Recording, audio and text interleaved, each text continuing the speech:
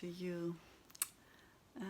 Today I want to talk about relationships and the depth of it. And it's a very interesting topic for many of us. I think it's actually a topic for each human being on this planet, because in relationship it's our most sacred place to heal, as well as it's the same place as where we have been hurt so much in many ways.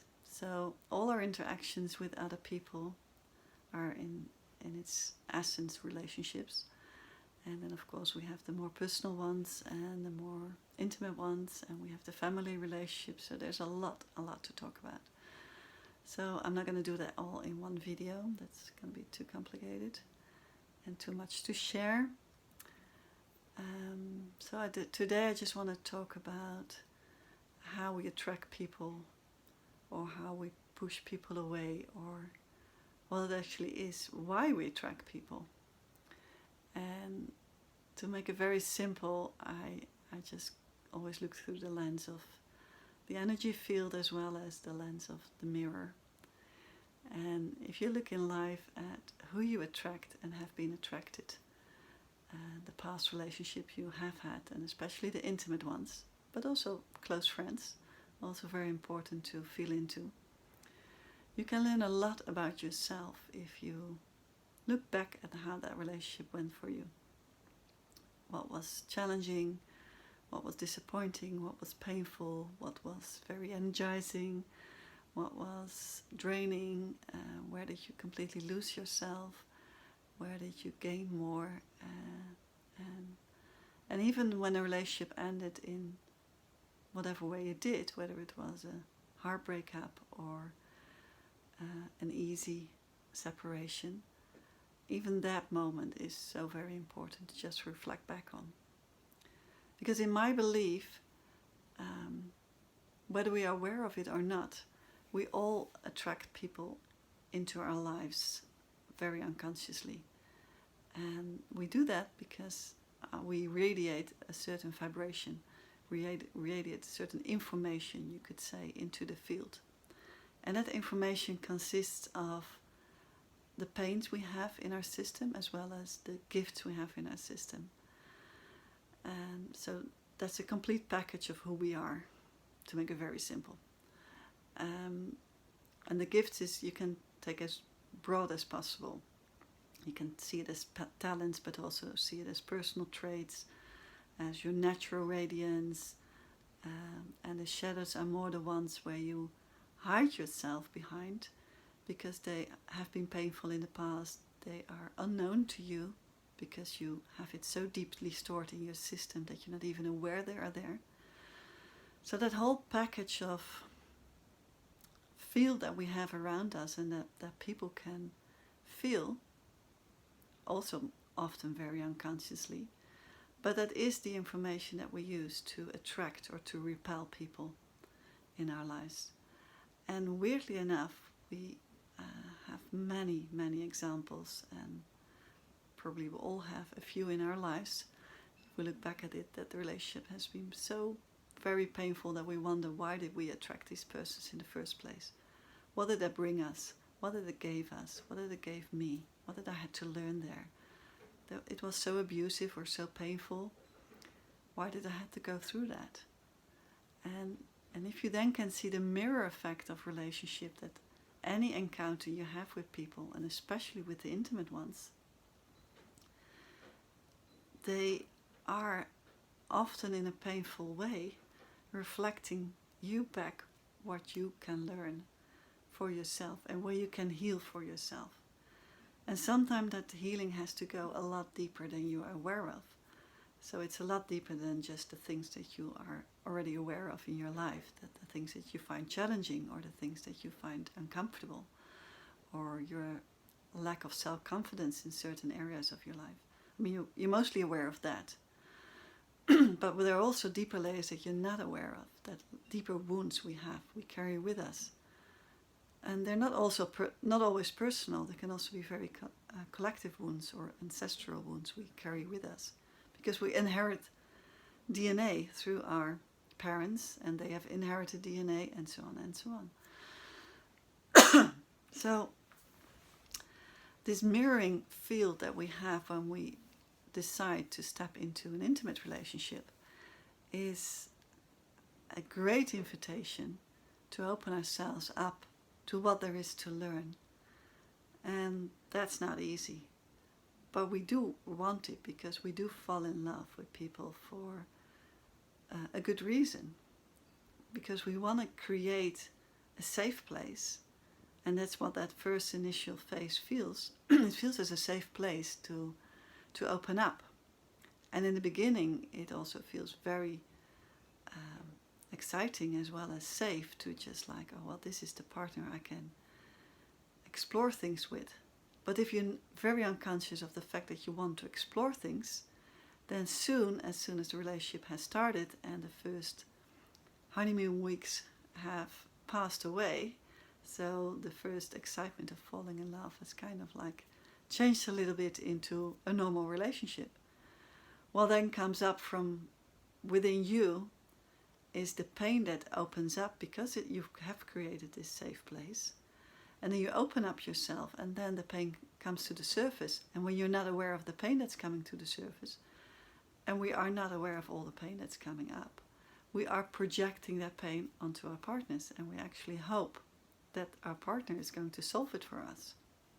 So we start, this projection often shows up in either blaming, or we are hiding us in the victim role, and we think that the other person is not doing a nice job in his role as a partner, and he's not caring enough, and he or she is not empathic enough, and he or she is not attentive enough, and he or she never calls, or whatever it is. We're really projecting our discomfort that we feel within, that we know somewhere, if we really listen to ourselves, if we are open up to listen to ourselves, we know that that's a disbalance within us. But it feels so much easier if the other person is going to solve it for us. And obviously, on the other side of the relationship, so at your partner's side, the same thing happens. He or she is also opening up his or her pains, and aware of it or not. It just happens. And this interaction, this dynamic you have between the two of you, is where actually the fire starts. And that's where the relationship feels sometimes uncomfortable.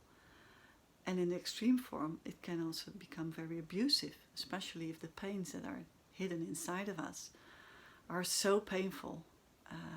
And the patterns we have taken on from our parents, or the painful traumas we have endured that who have not been healed, are coming to the surface. And then you might ask, well, if I have not been going through so much pain or traumas, why would I attract a person who's not so sweet to me? And why do I attract relationships that are not so in balance with me? Well, that's a very good question, which I cannot answer personally, because every case is different, every situation is different. But it can be in the areas that you feel challenged about commitment. It can be that you have had traumas in your system where you were vulnerable to some kind of abuse, that you have to learn to set your boundaries for the abuse to prevent that to happen, because in the past you were not able apparently to prevent that abuse happening. And that can be in this lifetime, and can be in other forms of lifetime. I don't want to go into past lives, and I don't really find it relevant. You can even see it as a collective pain. There's so many abusive relationships, so it's no wonder that we keep having that appearing up in our lives, and not in every relationship, thank God, but in many, because we still have to heal it as a collective. We still have to heal it in our systems as human beings. So it's really important not to see everything so personal, but more see it as a gift, that something is coming up in your system that needs to be seen, and needs to be healed, and needs to be loved. And as the dynamic is happening on both sides, it's absolutely challenging. And many themes are just very normal. normal day life themes like irritations and flares of jealousy, flares of distrust, infidelity, a big theme as well. A whole other topic we can talk in another video about. So there's a lot in the energetic dynamics in between that we're not aware of. And when we want to attract a new partner into our lives, if we're not aware of the pain that is hidden inside us, we might not be able to attract someone that fits more actually with our natural alignment. So we might attract someone who's more acting and reacting to that other shadow energy field in us. And although that person is of course attracting to you as a person, and you're the other fields you also exude as the looks, the sexual attraction, the physical attraction, the intellectual attraction. I mean, there are more fields than that. But there's this whole deep layer inside of you where the pains are hidden, is something that we're most unaware of. And that's why it's for many people so, and especially for women, so difficult to understand why it's so hard to find the right partner. And I see it around me many times, and I've been asked questions about it many times. So I do want to address it specifically to women, that part of the side of relationship where it's so painful when you keep attracting the wrong guy. And you can only find that answer within. You can only really find that answer to be very, very honest and feel where it is that you're not fully showing up as who you are. Where it is that you are still hiding yourself from past pains, or that what is apparently hidden in your DNA and doesn't feel as your natural self. So the awakening process in general, and specifically in the dynamic of relationship, is where it actually happens the most. So even if you're single, still the awakening process is playing out and being seen and being learned, or it's an opportunity to learn in the field where you interact with others, because they simply mirror back what is out of balance within you.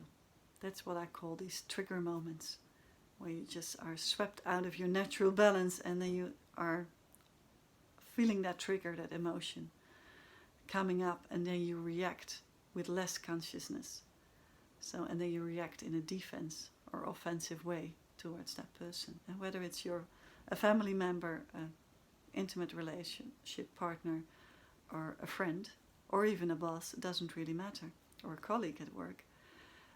In all these interactions, you're constantly mirrored back what is out of balance within you. And that mirroring is not so literally.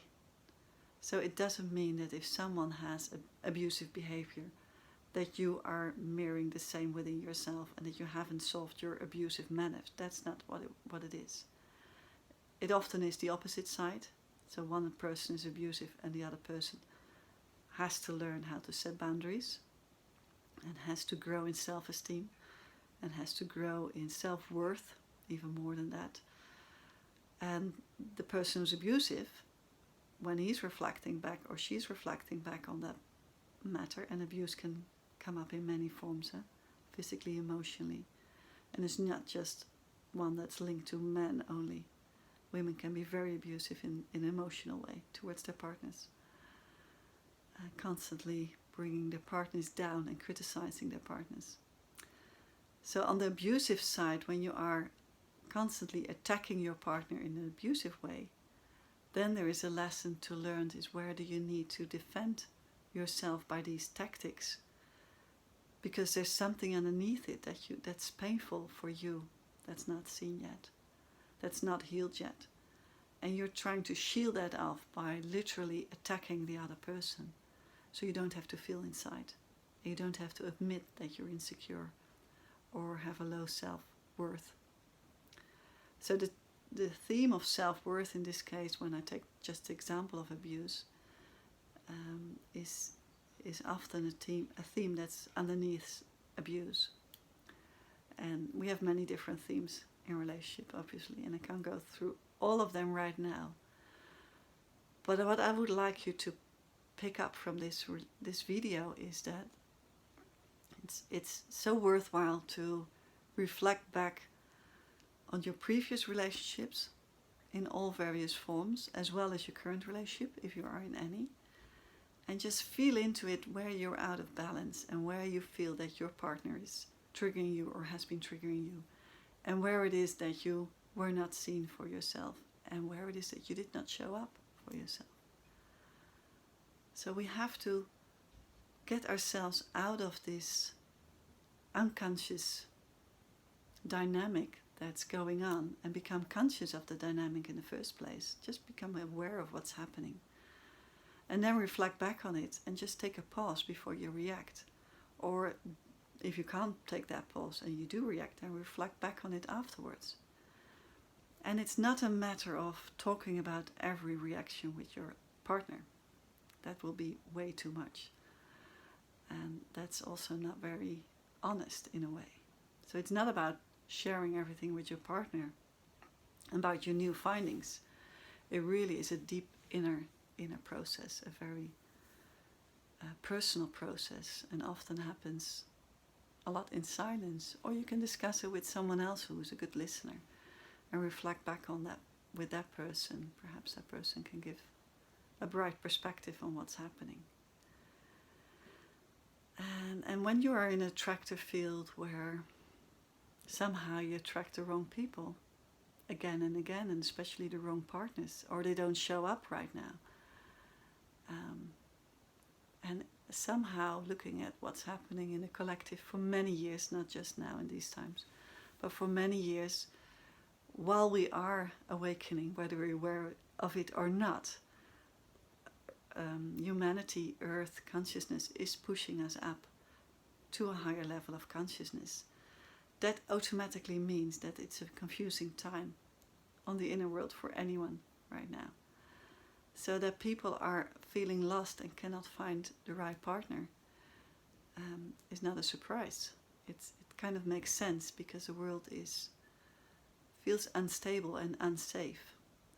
So the issues and challenges in committing and opening up is even more difficult now than in the past, when we could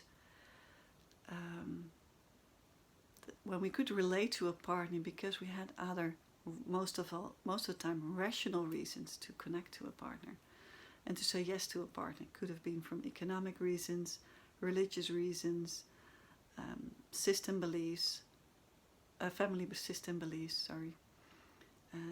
So we often choose partners not purely for the connection, but mostly for other reasons. But we don't have those reasons anymore. At least in most cultures we don't have it. So we really have to choose now for ourselves. And we've often chosen wrong. Especially if you are a little bit older and watching this video, and you've had several relationships, you've often chosen wrong, not as in a mistake, but wrong as in you were not able to learn everything you could learn in that relationship. And that's okay, that's been the past, great. Try to get your learnings now and reflect back on it and open up where it is. Even if you just open up and the person that shows up that feels as a potential partner, then I strongly believe if there is a deeper connection felt, that is the right partner. Because once you are able to open up, the person shows up, and then you can start learning those lessons. And it takes a while. It really takes a while. It's not happening in the first couple of months. And it should not happen in the first couple of months. Because you need to create that safe space first before you can open up these deeper layers. But it is very helpful to try to, when you are looking for a partner, what I could more say, opening up to a potential new partner, that you really try to feel whether there is a deeper connection, whether it's not because of the looks or because of the resume or because of the personal traits, or because of the hobbies or interests fields that you select your partner, but really see, is there a deeper connection? Is there something happening inside me that creates excitement and curiosity and a connection? Something like, I would almost say there's something here to explore. And that feels safe if I'm going to explore it with this person. And if you are in a relationship right now and it feels a little bit like a struggle, then go back to that essence which you felt in the beginning. Go back to seeing that person because most of the time in the beginning when we fall in love, we see the other person for who he is or she is. But during the relationship, especially in long-term relationship, that kind of got blurred with all those other dynamics I just talked about.